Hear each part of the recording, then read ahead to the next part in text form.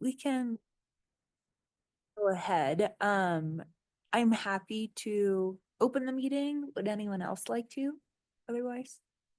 Carol, I'm happy to defer to you. Okay, so I hereby call to order the October Social Equity Commission meeting. Can we have roll call, please? Yes. Chair Jordan Burns is absent. Tosh Greer, she said she's running a little late. Town Council member Carol Sade, Here. Isaura Cedillo, Here. Lori Morocco, Here. Jotuan Daniels, Here. yeah, Here. June Walters is out sick, and Ujala Vatas. Oh yeah, it's going around. All right, thank you, Floor. Discussion approval of agenda. Do we have any edits to the agenda? Otherwise, can I get a motion, please? To approve. Motion to approve? A second. Thank you. All in favor? Aye. Aye. Aye. Thank you. Discussion approval of the minutes. Does anyone have any changes? Otherwise, could I get a motion, please? Motion to approve. I second. Thank you both. All in favor, say aye. Aye. Aye. Great. Aye. Minute approved. Moving on to the staff summary. Floor, I'll kick it over to you. Yeah, thank you. Carol. Oh, sorry. I thought I had it up. Give me a second. Oh, I do have it up. It's just way down here.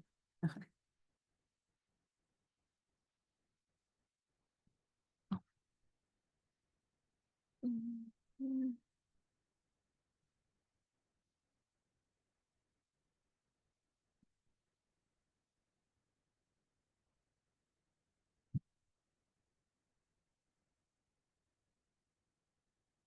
So Open Space and Trails is having an open house. Remember that they're working on signage for the trail system, and they wanted to let us all know that there will be 2 sessions, and I think it'd be really important, especially if you were able to attend the last one where they kind of talked about the initial plan on how to do this. October 22nd at the rec center, there's going to be a lunch session from 12 to 1 and then a 5 to 6.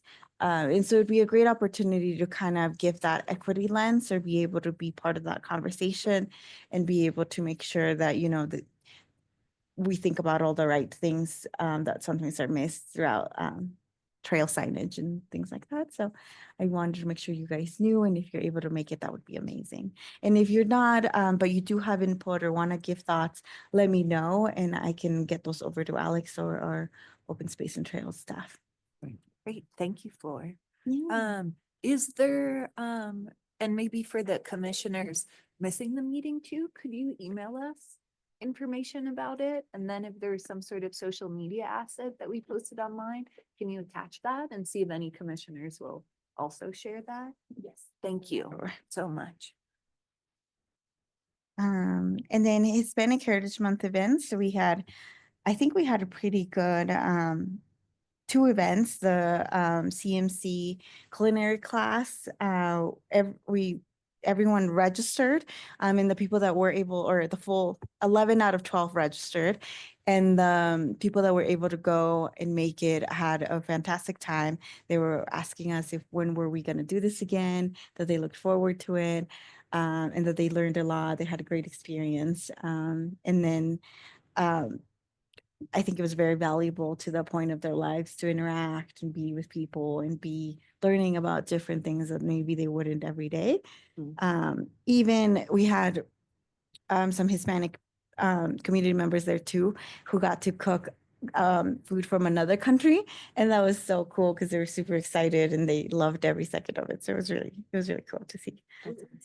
That again? Yeah, there was an Argentinian steak that was filled with veggies and things that was really good. And there was rice, a special arroz con pollo, and then plantains from the Caribbean, So good. ceviche from Peru, all sorts of wonderful things, flan. That sounds delicious. Yeah, and I think it was Peruvian or Bolivian caramel sauce.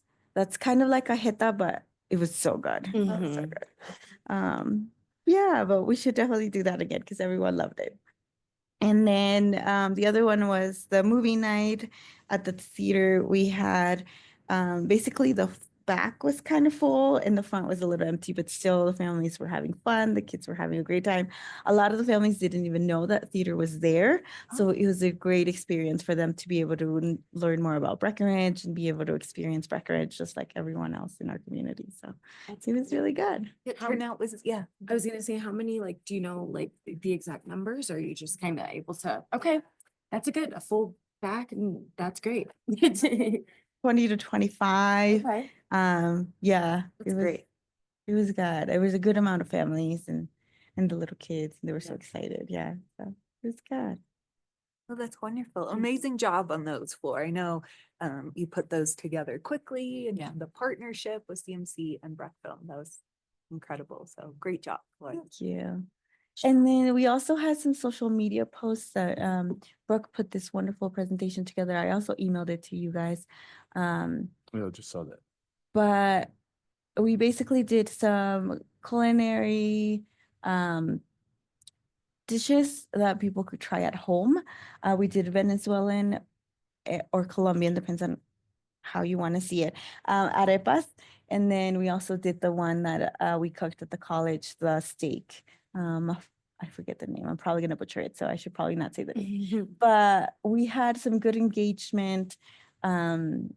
If you can see, we had one comment, but still some, we reached 580 and then 730. So it was pretty good. And out of that, 39 people or 30 people did some sort of engagement with it, did some sort of reaction to it. So here are the recipes. This one was very popular. Well, had a good reach. And then we had the difference between Hispanic, Latino, and Latinx, or Latino and Latina and Latinx, and a good reach and 27 engagement, which is pretty good. The movie night also had some great reach. We shared that as much as we could, and some great engagement, 395. So, and then we had a story from a local community member, Magali. She was also part of our I Am Summit campaign, and she was able to share her perspective moving to Summit County from Colombia. And that was probably our most successful one. We had lots of, well, on Instagram, it was our most successful one because we had lots. And it was really good to see people really liked it and enjoyed it. And then just our overall thank you for the entire month. And these are our Instagram numbers.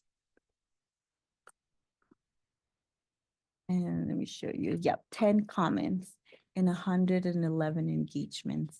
That's pretty big for that video, I think. So thanks to Brooke for helping us put this together. But yeah, these were our two most popular ones. The movie night on Facebook and then the video on Instagram. So yeah. Pretty amazing. Any questions? Thank you. No, it looks great, and I'm so glad that there was since it was the first year doing something like that, to have engagement the 11 out of 12 and however many 25 to 30 that you said at the movie theater. That's super exciting. And then I really love the engagement on social media, because that's, I feel like, where we reach the masses. So it's good to have some good feedback. Yeah, and I think people are starting to, this might be another different topic, but people are starting to build relationship with us. I don't know if I don't know if we would gauge trust quite yet, but they're starting to follow us. There's a lot more followers. So we have a lot more followers that seem to speak Spanish. When we post on the Facebook Latino page, people start recognizing and interacting a little bit. And it's not a lot, but those are still huge improvements from where we were. So I think we're doing a great job on interacting, and people are starting to get to know who our commission is. And yeah, I think we're doing really well. I agree. Moving on to our Mexican consulate update. I know I sent you guys the information, but if you guys could please let everyone know, the most important thing is that they are going to have to make that appointment. So if they need any services or think they're going to need a service, get that appointment on October 23rd at 5:30. The biggest thing is that they're gonna have to set up their account beforehand because it's a lot easier. So if you could tell them to set up the account, be ready, and then at 5:30 on October 23rd, just book the appointment. And that might be a lot easier for them. If they need help, Mountain Dreamers would be able to help. We'll see on the timing if they're like how many people will be able to get help, but it's really, if they make their account beforehand, the process goes a lot smoother is what we've been told. So that would be amazing. And then if anything, feel free to contact us or let us know, but we're hoping that, a lot of these appointments stay local and with the people that need the resources here. Everyone needs it across the state, right? But it'd be good to get as many local people who need it as possible. Or can you remind us of the outreach strategy? We're working with Mountain Dreamers, the Restaurant Association. I can't remember who else, but are they pushing out all Mhm. this information? For basically all of our partners, Building Hope, the school district, and CMC, because they're a partner in this initiative. And basically, yeah, all of those people, social media. The Mexican consulate is also using their social media to push it out. Yeah, so basically as much as possible. And we have flyers since last week. So I'm gonna go hang those at the Mexican stores around town and around the community. And yeah, we've been telling everyone as much as possible. Yeah, great. Thank you.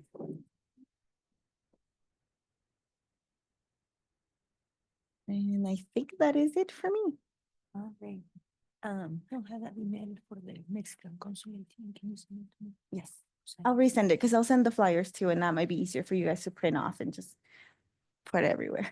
And on there, it also has the number of you can make an appointment through WhatsApp too. That's another one, but we're not sure how fast that is, but there's an option. If someone doesn't know how to log in or create an account, that's another option. Okay. Thank you so much. Does anyone have any other questions on staff summary topics? To go back a little bit on what we were just talking about, do you know how many appointments are available? Like, or is that information all detailed? So we're hoping to make available around 450 appointments. Okay. But it depends really on the Mexican government, but for sure, no less than 400. Okay. Sweet. Thank you. Awesome. All right, so moving on to the social equity discussion, the first topic is meeting bylaws and attendance discussion. So in our packet, we had our bylaws. Also specifically, we wanted to call out some of our attendance requirements and discuss that. That lives in our rules and regs. So Flor will remind us what that says, but we want to specifically talk about attendance and then open it up for any other bylaw questions that commissioners have or might be interested in changing. So let's start with attendance. Flor, can you remind us? Yeah, so according to the rules of procedure, commissioners are allowed a maximum of 4 absences within a 12-month time frame. And then they're also highly encouraged to be in-person attendance. The virtual platform should be used, but it's highly recommended somewhere on there that we should be in person as much as possible. So that's the biggest thing, 4 absences within a 12-month time frame. Feel about that? Does everyone kind of? I think that's pretty fair. That's fair. It's Doable. high because you think about it, we just meet like 12 times, right? Yeah, and I think we discussed this last year. Yep, Which I one? I think don't that's- know. Were you on? No, when I we had wasn't this on yet. discussion? Nope, Okay, I so to wasn't make on yet. sure all new commissioners do that too. Who's online again? Sylvia, Lori, do you have any thoughts on the? Okay, with, yeah, Abs- with the 4, I think that's very fair, so that works for me. Oh, and here it says, a meeting in person, members of the commission are strongly encouraged to attend at least 3 meetings in the commission in person each calendar year. As well. Sorry, I couldn't find that, but it was No, right you're before. good. Yeah, so how does everyone feel about the virtual component? Does that still work for everyone? Do you think that's the appropriate number? I think it works for me whenever I need to utilize it, for whatever reason. Yeah. What do you guys think about it? I think, no, yeah, I don't really have any. So we're saying that out of the 8 meetings, 3 should be in person. Yeah, that's what the language said, and nothing's required, it's just that strongly encouraged, because at Encouraged. one point the commission had the discussion that there are like when possible, of course, the virtual platform makes everything more accessible, more inclusive, but when possible, to really encourage commissioners to join the meeting in person, because that usually helps with a more robust discussion. Yeah, I'd almost flip that and say the majority in person, 3 online or something like that. I mean, I'm traveling, so yes, I appreciate the online option, but I don't know if we could make that more in person and less online. I don't have any. What's the word?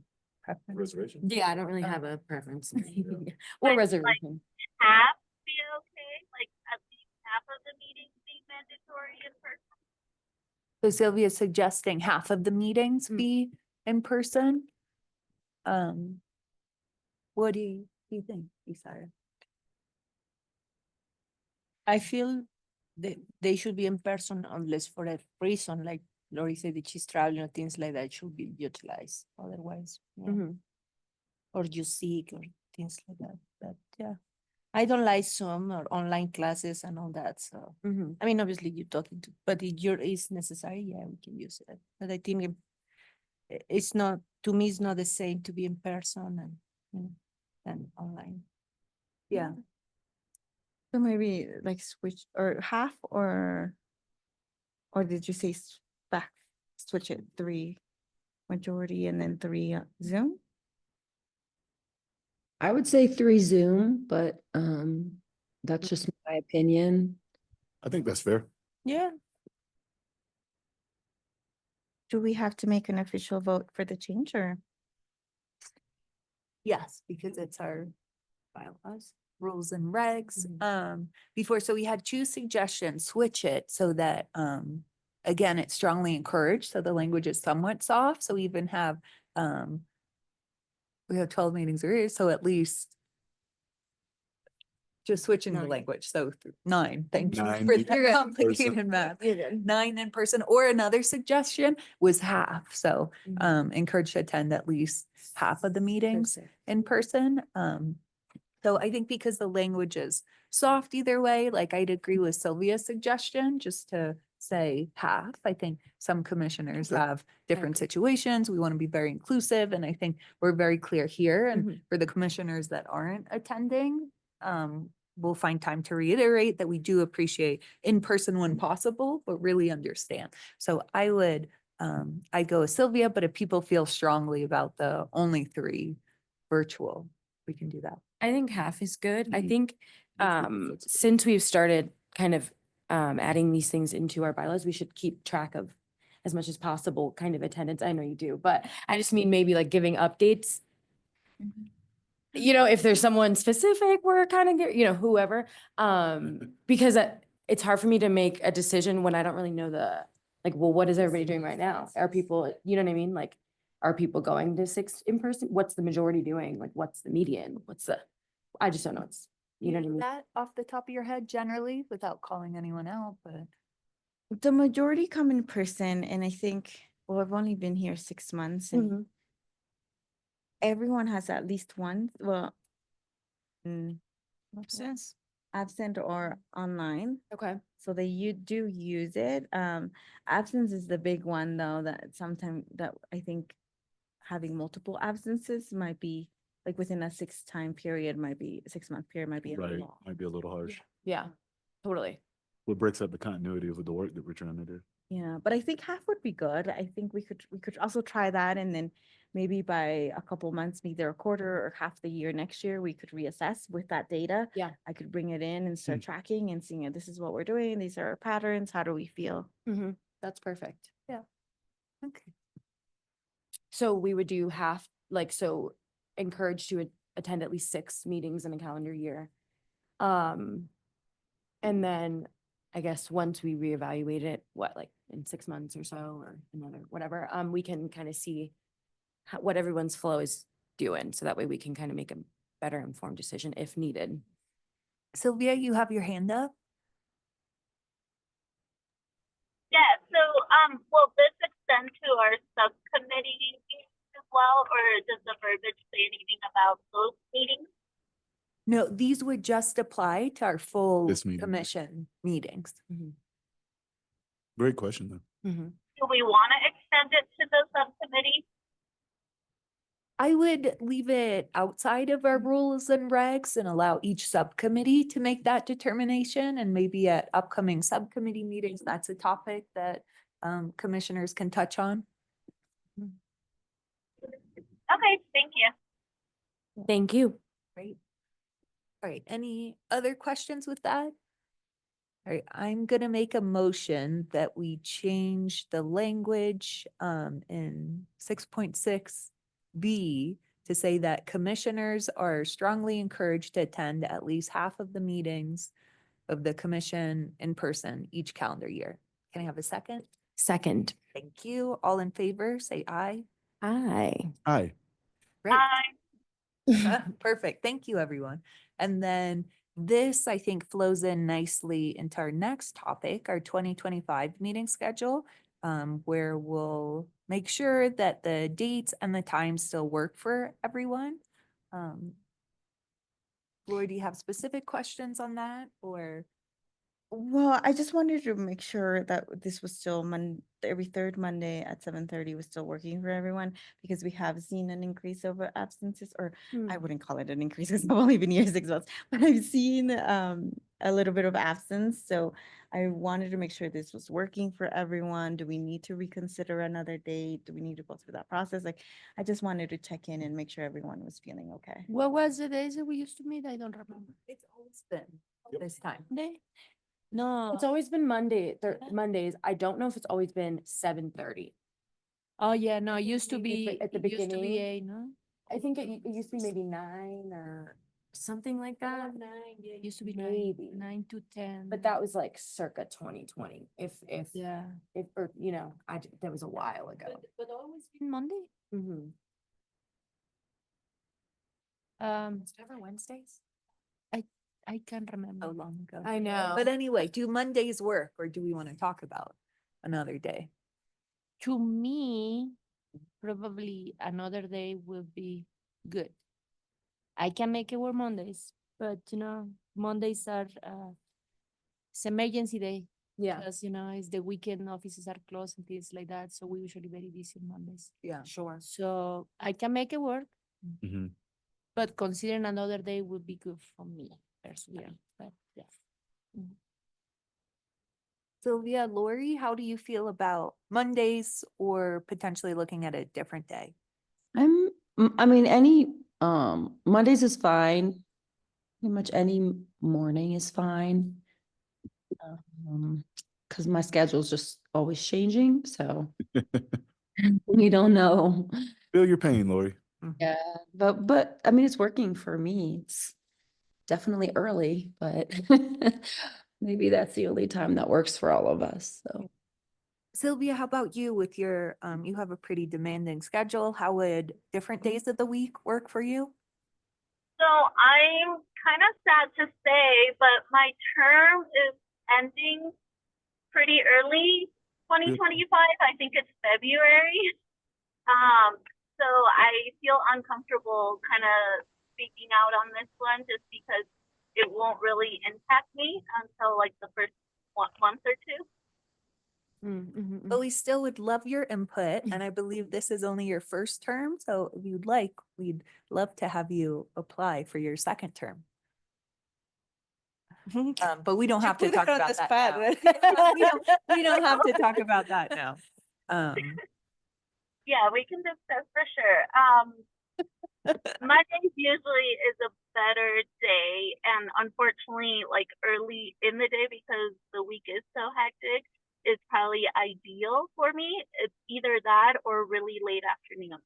Like we're talking like 6 p.m. and I don't know like how comfortable people are with that time of the day. I'm more of a morning girly myself. If I had to choose, I've never really had any, I don't have any restrictions. What day, did she say a day or she said You Monday? said Monday was best, right? She said, That's what yeah, I she heard. said as it stands now, this is probably the best time and day for her. I agree. I don't really have any, Yeah. family, dogs, cats, to attend to in the morning. So it's easy for me to get here. So, I'll go with the majority. Doton morning or? Similar to Lori, yeah, morning tends to work a little bit better. I can make Mondays work. They work well with my schedule. I can be flexible as needed, but yeah, later in the day, that schedule, have no idea what storm I'm walking into until it actually starts to blow. I'm hearing mornings. Actually, if we considering to change the day, like Wednesday or Friday might be better. Wednesday or Friday. Yeah. Out of those two, Wednesday would be my vote. Yeah, because I mean, Friday will be awesome for me because some Fridays there are no open in the office, but Fridays, a lot of people take long weekends and all that, and I'm afraid we choose Friday, it might Yep. be a But lot of absence. Because people are like, oh, I'm well. going, yeah, you're right. You're right. Mhm. Okay, so what I'm hearing, stick to the morning, Monday or Wednesday. Right? Is there a strong preference? Stay with Monday or move to Wednesday? think I we like prefer Wednesday idea, but it's up to we can vote, I guess. But we need to check also with the schedule of the town for the. Nothing really at 7:30 that I know of.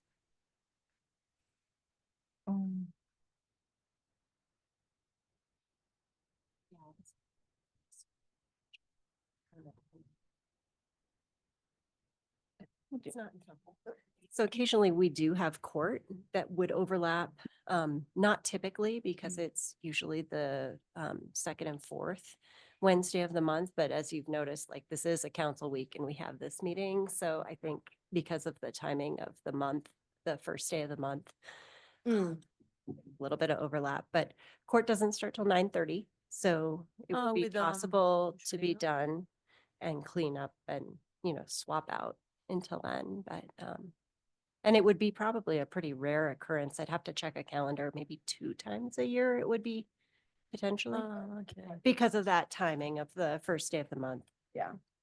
And we would just need to make sure maybe we're like on schedule to finish. Yeah, exactly. I think as long as you were done at 9 when you were scheduled, that gives court enough time to come in and get ready. We wouldn't see that being No, Okay. I think we could make it work. Yeah. okay. So I'm hearing move to Wednesday mornings. Is there anyone who absolutely cannot do Wednesdays? Do we want to wait for the people that are absent? Do we want to Yeah. send Yeah. them? I couldn't hear her. she was wanting to know if we wanted to wait till the commissioners who aren't present today to get their input as well, if Wednesdays would work. We can probably review this next week. I mean, Oh, no, next week. I want to meet every week now. Next time, no? I mean, I can go ahead and ask the commissioners that weren't here and get their feedback, and then we could present it at the next one and we could make a vote then. Okay. That sounds good. yeah. At least we have an idea of potentially Wednesday. Wednesdays are good day. Yeah. All right, so thank you everyone for that. Moving on to subcommittee updates. Let's see here. So celebrate diversity, community outreach and engagement. It seems like, oh, there's an overlap with the Hispanic Heritage Month movie night. So they did not meet. So no updates there.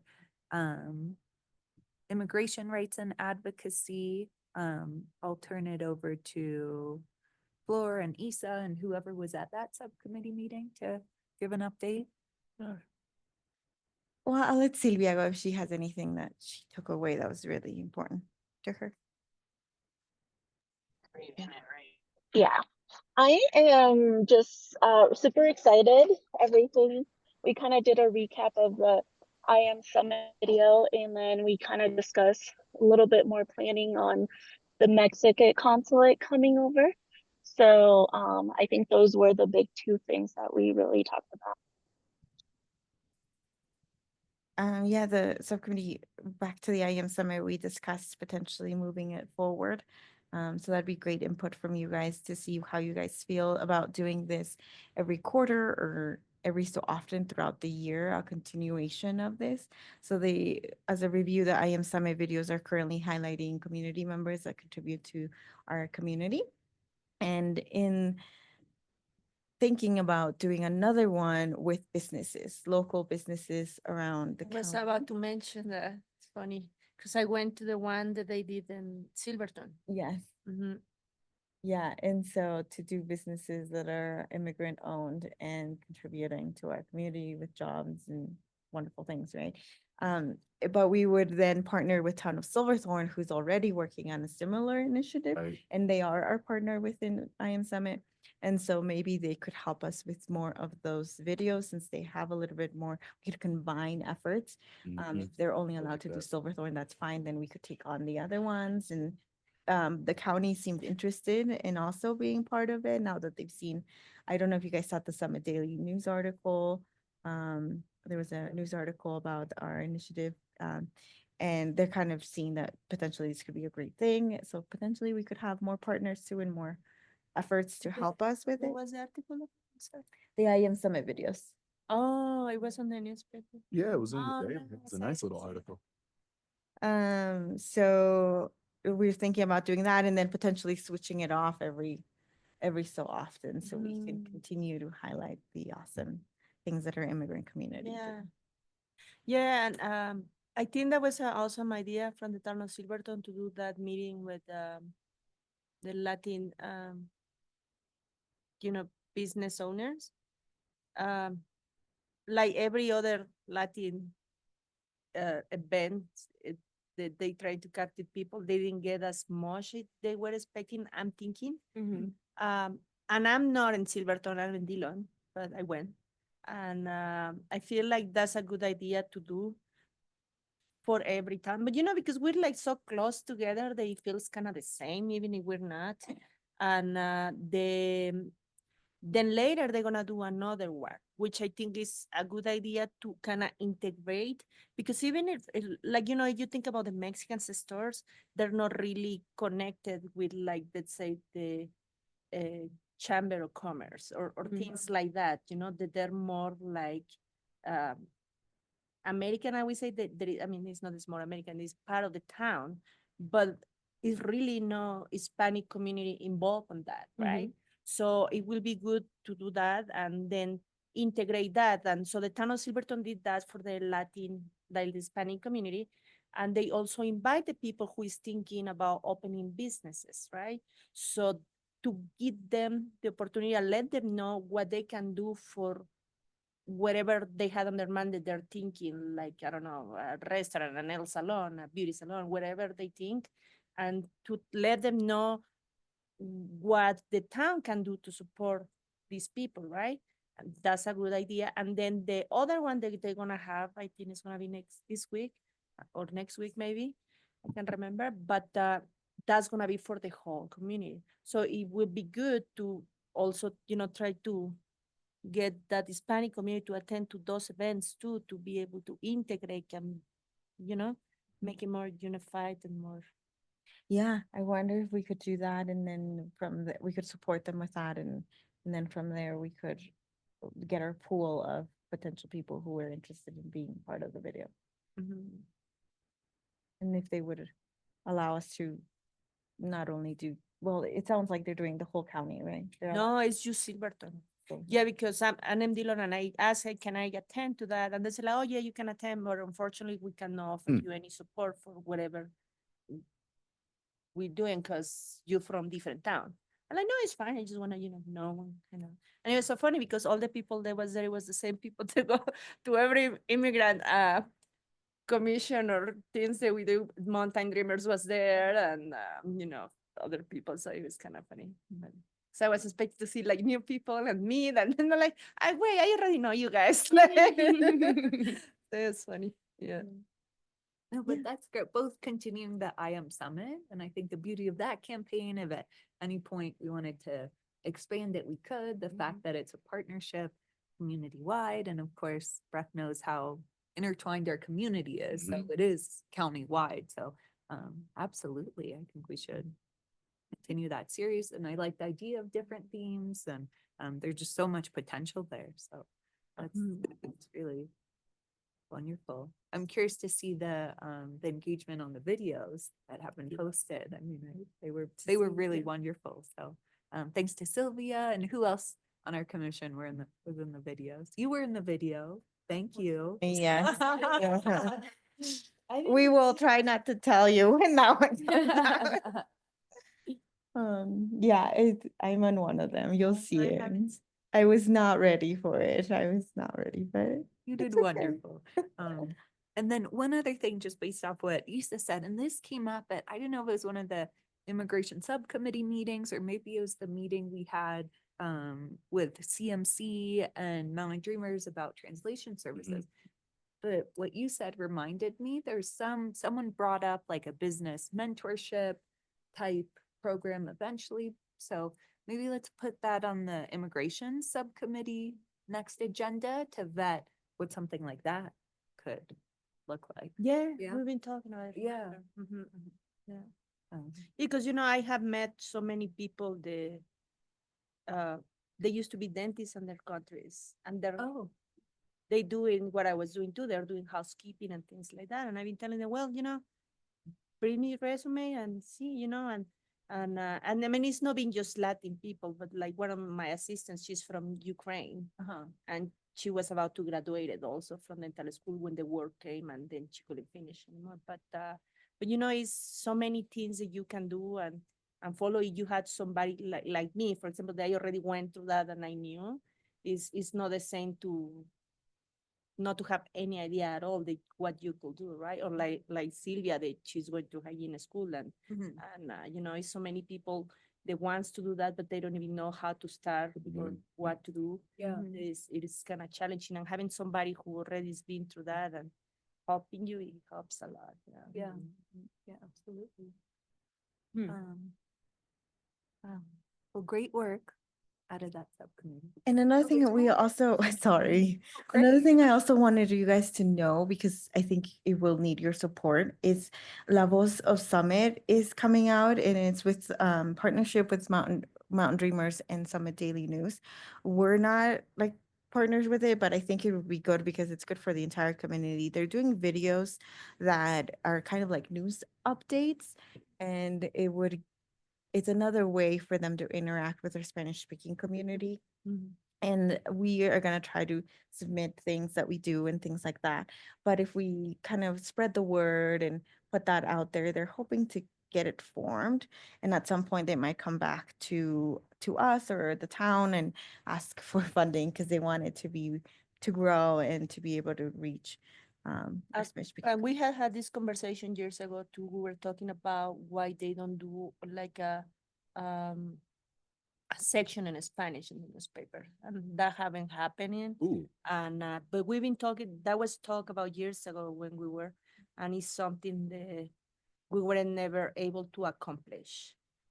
What was the obstacle to that one? They had, the Summit Daily was concerned with their business model, that they wouldn't have like advertisers what you're wouldn't be saying. interested. It was really in, the local newspaper is part of Swift Communication, which I think is a dozen plus outlets. So it was some hurdles, even though the Vale Daily does it. But anyway, Yeah, I it was like- seems like a non-starter. So I'm so glad to hear that they're doing something, or so they're in the very early stages of planning, and this would be something like a weekly. They're like videos. Video? Yeah. Okay. mhm. Yeah. They're videos and they're posted. But the thing is also that that's the thing that you're focusing on the Facebook Latino page, right? Well, it'll be through their socials, so through the Summit Mm. Daily socials. Okay. So really whoever watches them and can understand them would, and if we share them out, that would be the way to reach them. I think it's it's a starting point for them. I think when I was talking to Kit the other day, they weren't able to get funding to be able to start an initiative where they could have a little section. And it sounds like Vale was able to get some sort of funding that allowed them to do that. Okay. But maybe it's a great point to start putting up some data that they could then show to then be able to get some funding for future, but it's a good starting point to anyone Yeah. might read it or not read it, I guess, watch it. Well, that's a great first step. Yeah. Um, yeah, and I think that was the biggest one. I'll send out the meeting notes if you guys want to. There's another point about a potential Spanish podcast as a opportunity maybe in the future of doing something similar like that and turning it into a podcast all about Summit County where they could interview Hispanic or Spanish speaking leaders, or really anyone in the community, and be able to talk about the different topics that we face as community members in Summit County, especially Hispanic or Spanish speaking community members in Summit County. So that was another potential idea and thought for a future that Mountain Dreamers is working on. Yeah, that's wonderful. Any channels to reach the community. Great. All right, any more questions on immigrant rights and advocacy subcommittee? All right, moving on to civic engagement. Joe Twan, can I kick it over to you to give that update? We reviewed the grant. Yeah, I guess the biggest one is that we've had a successful approval of 3 of our grants so far, and we're starting to see more of them. So I think that that's starting to gain traction out there in the community. It's really fun, at least for me personally, it's really fun to read those applications and start to see, exactly how these individuals are going to try to advance the goals of equity within our town or our greater area with these grant applications. Seems like a few of I think the most recent that we saw were ones that impacted the youth, which is always awesome too, trying to improve accessibility to our youth. A lot of things in terms of translation services. Excited to see some more grants come across our desks. Yeah, we already have one for next meeting. Oh, perfect. And making sure that everyone feels comfortable with approving rec history grant review so that I can let them know.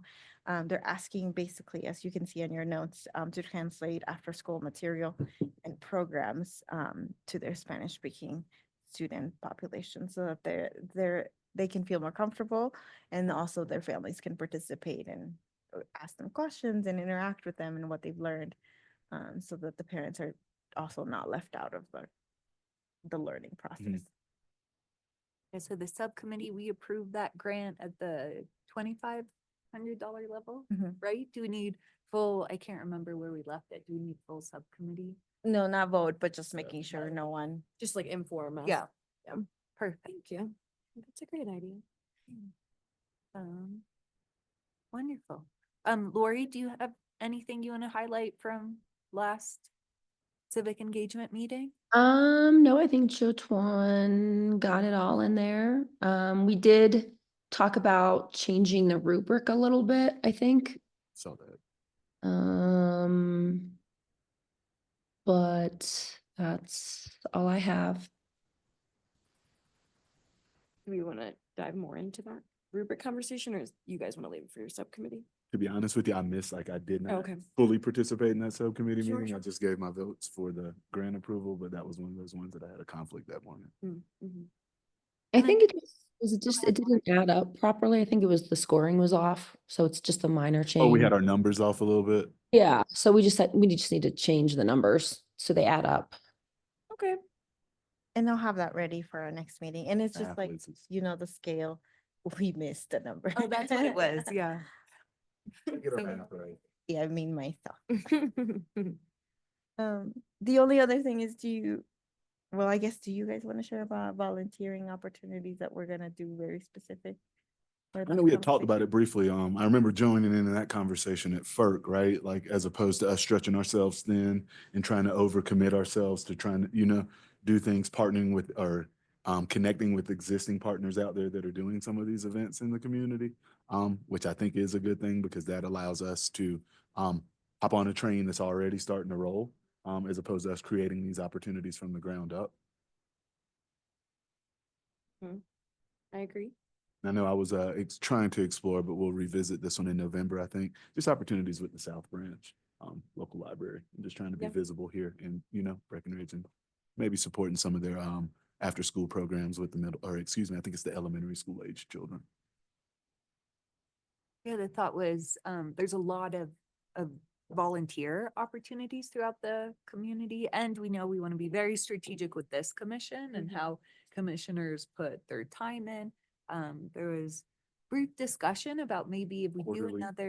another event, we would try and make it more, we invite the community to volunteer alongside us, because that's a way to bridge connections, to invite people to have exposure to different ways and just the benefits of volunteering from a mental health perspective, building community, all that. So maybe at our next civic engagement subcommittee, we'll vet this a little more, but if commissioners have ideas, we'd love to hear from them.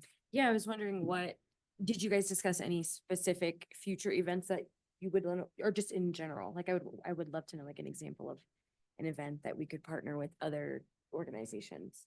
But if you didn't think of any specifics, that's totally cool too. There's the library example, but otherwise, this was a general Yeah, general concept. one. So Yeah. we'll come back with more vetted ideas. I did enjoy last week though, last Wednesday when we went to the FERC and did the food bank. And that's one of those events that I think, if you're around in town, it's really, an hour, 30 minutes, whatever you can do to volunteer. It gives you a new slice of where our community is at and in terms of engaging people. And I feel like that would be a great event if we were to do that a little bit more frequently.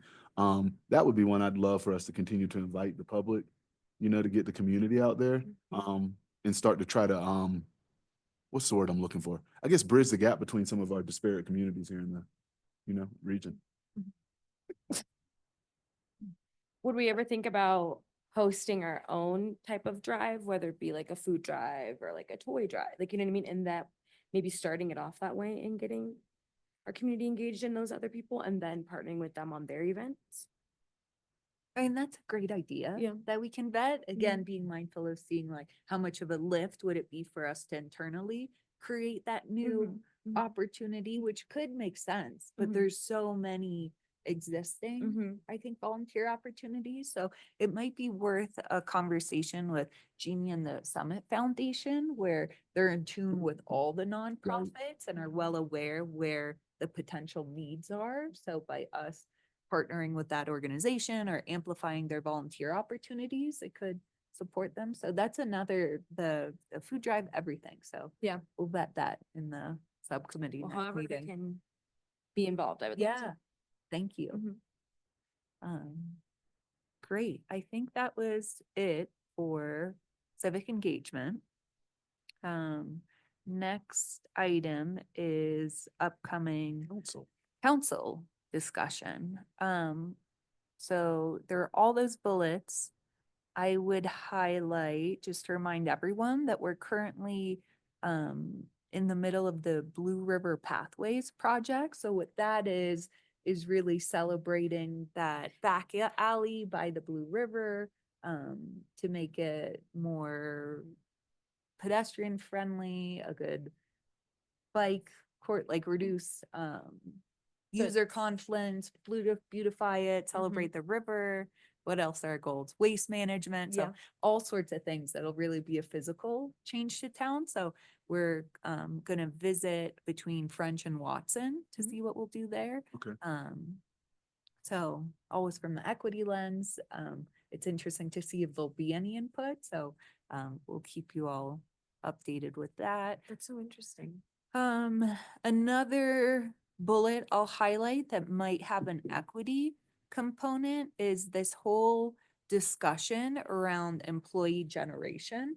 So at a very Hmm. high level, town has a code that if you open a new business, meaning the site wasn't previously used for a business, or you're changing it from, say, retail to restaurant.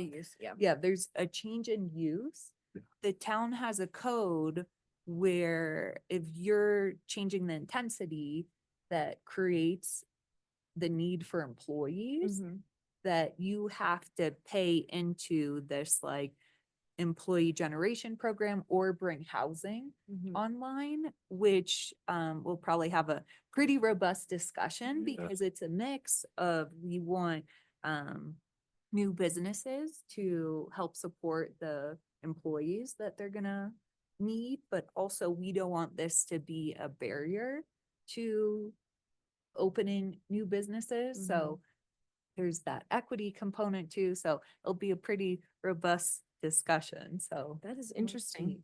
But at a high level, I know that was a very high level. Does anyone have any thoughts on that? Or as we continue our discussions, I can update you all on that. I just have a question. Yeah. Why was the change in use the thing that like triggered the employee kind of, like, what was the? Employee generation. The idea Yeah. was that if you go, for example, retail to restaurant, Mhm. there's a higher, we have a study that shows restaurants need a higher number of employees. Employees. So that's what, That makes sense. But what if you When- went restaurant retail? Like, what it imply? you don't get any credit, I think, because it's been paid in the past. Okay. Yeah. Then So it it's doesn't just apply. Like intense for, okay, got you. Sorry, I was focused on the retail, like the specific, and so I was like, why specifically? Okay, that makes sense. If the intensity of the space is increased, then that makes total sense. Yeah. Okay. But Scott, Julia, do you think anything from an equity component? I know it's such a detailed conversation, but do you think any specific input from the Equity Commission would be helpful in that discussion? I think it's helpful to consider this or at least follow through on this discussion. It's going to be a series of discussions going forward. There are multiple pieces to it in terms of if there's if there's a certain square footage or less for that qualifies as a small business, maybe this won't apply. Or maybe, the percentage right now, the kind of a head nod was at 35%, which is the current number. So if you, again, just to use round figures, if you create one more individual as an employee, then you as a business owner have to pay for 35% of their housing needs, if you will. Sure. So you can do that math as you need to. So I think the 35% stays the same as I recall it, but I think they're looking now at both the idea of, do we have some kind of exemption for smaller businesses, or do we have other ways that you can kind of evaluate the intensity or how much it really costs for these individuals? There are also other fees for more intensive uses, including PIFs, plant investment fees for water. There's paying into the parking district, Parking, looking at yeah. all those costs and saying, how difficult is it for a new business to come in here with a creative mindset and then say, wow, I have to pay, $100,000, I'm picking a number, but Yeah. $100,000 to get it, even just to open my doors, that Right. seems like a barrier. So that, I think that's probably the exceptions and kind of ways to not challenge, but kind of pursue some kind of appeal period to say, hey, this is why, because that's happened in the past, is that we've had people say, well, wait a minute, your models tell me that I'm going to add 4 more people, but my business model works, it's only 2.5 people, so therefore I only owe this. And so those kinds of appeals are also part of the process that they're going to talk about it. And as I see it, town council will be discussing this for another at least 3 meetings. So I would say stay tuned to it. And if you have thoughts, we would obviously welcome those. I had a question. I don't quite understand. I mean, I understand that it's gonna be a charity, they wanna open and they need more people to work, but so that money goes to the employee, No, it goes to the government. To the town specific the town. housing program. Okay, and now, if he's open and he's paying for it, his employees are gonna get in that?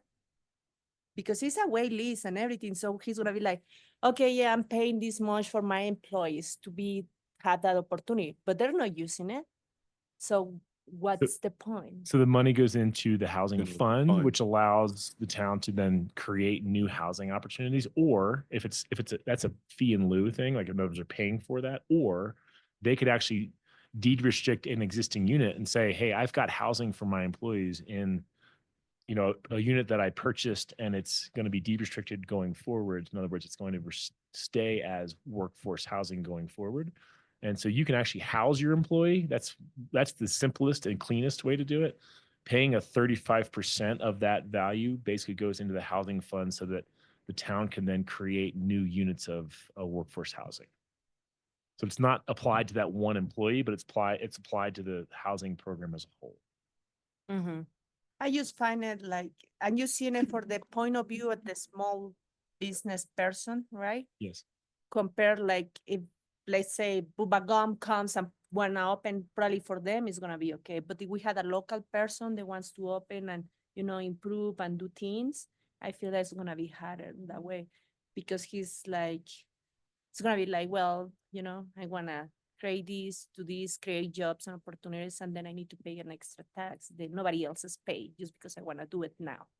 Is the way I see it. Yes. No, it is, we're trying to balance everything, looking Mhm. at all of those costs for changing intensity of use, like the parking is a huge one too. So there's this employee Yeah. generation, the parking, everything. So that's helpful. I'll make sure at our council discussion, I bring that back up. But as Scott said, there'll be, we're really vetting this policy. It's already fairly in place. complicated. It's already in place and we're trying to tweak it and make it right size and adjusted to what our community needs. I think is What's been the general feedback from the people that are affected by this? Like, what's their general feedback?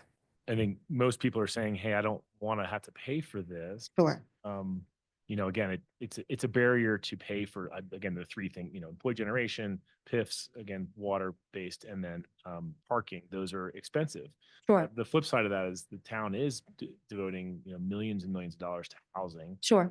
And to say, hey, we're just gonna, hopefully we have the employees have a place to live that's sort of the response is the town says, well, we're building many units of housing to accommodate. So we do have a local workforce. Mhm.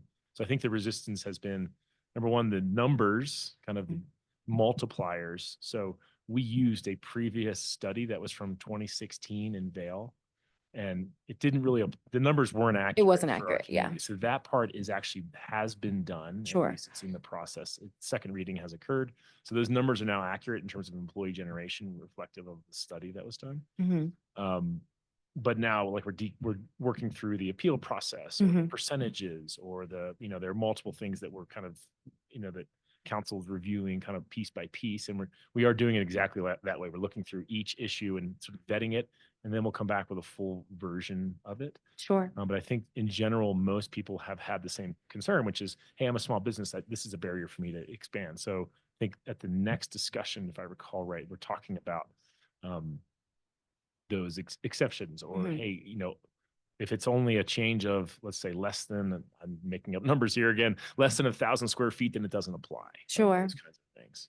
That's Or less than a single employee, then maybe that doesn't apply. And that's kind of where the policy like half discussion- a, half of employee, and what does that mean? yeah. But in general, it is that the town is devoting a significant amount of resources, and Mhm. like, both time and money to create workforce housing. And this helps, support that from the business community side.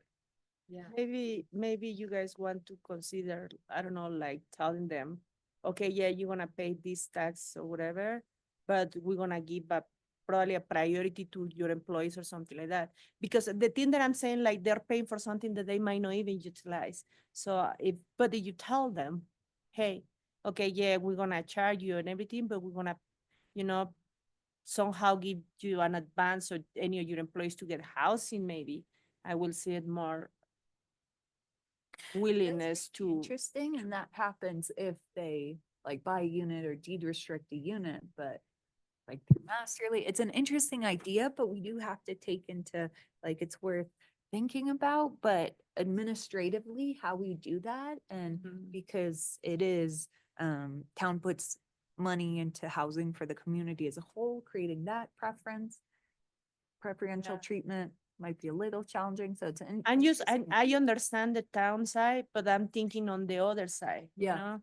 Like, feel like they're gonna be paying for something that they never probably gonna use. Mm-hmm. And, you know, that, and I feel like it will be resistant on that aspect.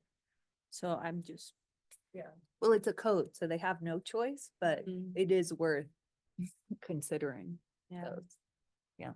Okay, we'll keep bringing updates. I have two other Yeah, questions, of sorry. course, go ahead. Is there any like grandfathered in clause that kind of exempts certain businesses from having to do this to where it would seem kind of like, or is that, So Julia Puster is here and she is hi, Julie. spearhead of this. Just our luck. Thanks, Julia. Yeah, so this only really kicks in when it's like a new square footage being created, so a new building is being built. Mhm. Or the increase in intensity of use. So if you go into an existing space that was previously retail, let's say, this doesn't apply to you at all. Neither does the parking or the water fees, things like that. So, which is, you know, what happens the most, right? In town. So this doesn't, so a lot of this is grandfathered in a sense. And so these are kind of, I guess, sort of our new bigger businesses that come in. Let's say City Market redevelops, it's going to apply to that. Mm-hmm. The sort of the larger spaces are what's really going to have more of an impact on this policy. The smaller businesses, let's say one that we've seen a lot of is, let's say, La Cima Mall. They go from a retail space to a food service, and that would kick in a little bit of an extra space. Right now, how the policy's been working since it's been adopted, the fee in lieu where they pay in is only applied when what the employees they generate are less than one employee. So then that's the only time right now that they're talking about a fee. Otherwise, they have to provide the actual square footage in housing. Okay. So they can use it for their employees in that sense, because they have to apply the actual square footage. So I don't know that like has really become an issue to this point. But we are considering the fee in lieu on a larger scale because we do have a much more developed housing program than we used to with, you know, our housing helps and our buy downs and things like that, our programs are just so more developed than it used to be. And so we can take that money and make it go further. So I think then that problem does, you know, maybe, you know, bring itself up where it didn't before. Mm-hmm. But as far as grandfathering, I think it really applies to all new stuff. But if you're going to an existing space, that's the grandfathered space in my mind. But it's not like a grandfathered. I mean, all the businesses that exist are grandfathered. I And all the understand. spaces are grandfathered, if that makes sense. Yep. It makes sense. All right. Thank you. Yeah. I forget my other question, so lucky for you. Awesome. That's so interesting. I think there's a lot. I'm interested in it, like naturally. I don't know. Yeah, Interesting. there's a lot of great input. Thank you. Yeah. And there's a lot of different elements of this Yeah. that Julia helped explain so much Yeah. thank you. better. So we'll keep you updated. Updated. Yeah, that'd on be that. awesome. Thank Thank you so much. looking on the list, the other thing maybe from an equity lens, we're going to review the annual report on the BRAC E-Ride bike share program. So if any of you have heard anything, do you think we're missing some communities, pricing, anything? Does anyone have any thoughts on the e-share? I mean, I've not utilized it, but now I'm really wishing I had it. From what I gather with people who do, they say it's like, you know, what is it, a one time, like a yearly fee or It's a summer fee that's at a pretty low. right, that rate is rate. pretty good, though, what Uh-huh. people say for the value that you get from the Yeah. E-Ride. So I've heard good things about it. Yeah. Mhm. I work for the county, and I spoke to them, specifically the people that are in charge of like the e-bikes. And the only feedback that I really had for them was from a marketing perspective, which I'm not a marketing anything. So maybe from like a consumer perspective of just like more information. I think for someone like me who, I kind of get easily intimidated. Like if I look at something and I just don't know how to, if I'm not going to be able, like, if there's steps and like there's not someone there readily available to tell me, I get a little intimidated. So maybe from a marketing perspective, kind of just showing people how easy it is to sign up, to register, to get that profile made, to whatever, to even operate the e-bike, would be more encouraging. But that was just feedback that, was asked for. So from a general perspective, I would love to hear kind of how it was utilized this summer versus last summer, because I know it's probably a huge. Yeah, I know we had increase in numbers, but Mhm. we'll get the update and I'll let you know. And Yeah. that's great feedback. I know Mhm. the last summer was the first summer we kicked it off and there Yeah. was a tutorial video, but it Mhm. could be worth doing those at the beginning of Yeah. each season. Yeah, I would say. I was gonna say from a perspective that I don't even know what to call it, but I saw someone teaching another person to ride a bike for the first time on one of our e-bikes, Oh, and I was a little worried for that person because I know how to ride a bike fairly well, and sometimes I was like, this is fast. So maybe like a little workshop, or maybe we could partner with also Outdoors, and you know how they teach people how to ride bikes, like maybe like a sort of like a Like a little safety kickoff initiative. Yeah, like Bike safety. yeah, e-bike safety, or like I can show you how to do your profile, how to sign up, how to access if you need the scholarship program or the program that helps you with a Yeah. lower rate, Right. helmets, no, it's- and Even like road signs, like when I go like this, does this mean I'm turning left or does this mean I'm turning right? Or what is, like even the little, these would be great to know, because when people do them to me when I'm driving, no idea, Mhm. So What are you trying to do? yeah, all that, that's such a great idea. That would make me way more comfortable to like, you know what I mean? yes, Do it. yeah. Yeah, oh, that's all. And maybe at like Safety course. next to it, we could do like a learn how to ride your bike, Literally. maybe with another bike that's not an e-bike, that's a little safe. Uh-huh. Mhm. I think might be better. Yeah, Etiquette too. Etiquette. etiquette, yeah, some decorum. Yeah, just some simple etiquette. We have the statistics of this, how many tourists versus locals. I Ooh. think we will, because they have to put in their zip code Yeah. when they sign up, so we have that information. Uh, So it is, I really think it leans heavily to the local Yeah, community. Use to that it. point, Yeah. Because I don't know, I had never used it and all the feedback I'm getting are from locals, Oh, people who live here in the town. That with the pricing model with subscription, so the one-time use that ends up being, depending how far you go, it's affordable if it's like a short trip. But Mhm. we specifically priced it because we don't want visitors to use it as like a e-bike joyride. We want them to go to the bike shops, not to use this Mm. as yeah, that makes the sense. amenity in Mhm. general. Yeah.